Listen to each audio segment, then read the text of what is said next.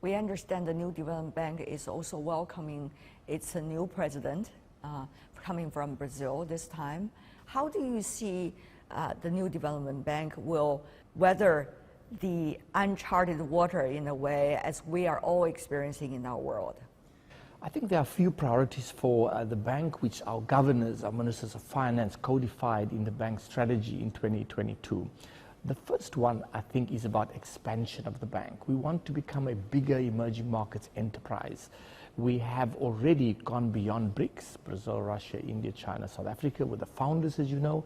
We now also have Egypt that have joined as a member, Bangladesh, United Arab Emirates, and Uruguay is about to join.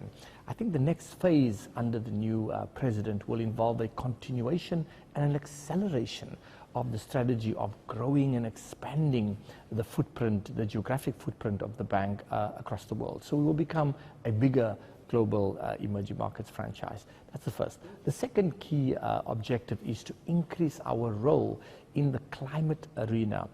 Multilateral banks, as you know, have a very, very specific role to play in combating climate change, because we are global institutions, right? And we have the track record of having done large projects that are focused on the green transformation of our economies. So the second big focus for us is to deepen and increase our focus on ESG and the green transformation. And then the third area is to bring in more private sector capital.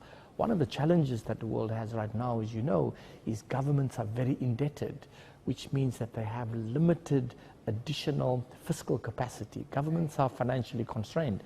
So we are looking for ways to raise more capital and increase our ability to deliver on our mandate.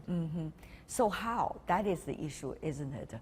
So the first thing that I would like to highlight is that the new development bank, like other multilateral development banks, we are very highly rated institutions. In the case of New Development Bank, we have a AA+ credit rating from one of the leading agencies and another AA rating. What that means, though, is that we are very well capitalized, we have high levels of liquidity, very low leverage, we are conservatively managed. We don't face the same risks that commercial banks face, who, for example, are impacted upon by the uncertainty in the financial world as a result of the collapse of Silicon Valley Bank, the stresses of Credit Suisse, which led to them being acquired by UBS. Our belief is that those crises moments will not result in bigger systemic risk, if you like. Multilateral banks are very much insulated from that financial strains, mainly because we have such strong financial metrics. So in short, I guess what I'm saying is that we will proceed cautiously, we will proceed on a conservative basis, but we are looking at what more can we do to expand our balance sheets, to expand our mandate, to be more effective, because there is such a massive financing gap in the emerging markets. There's a need for new roads and bridges and ports and power.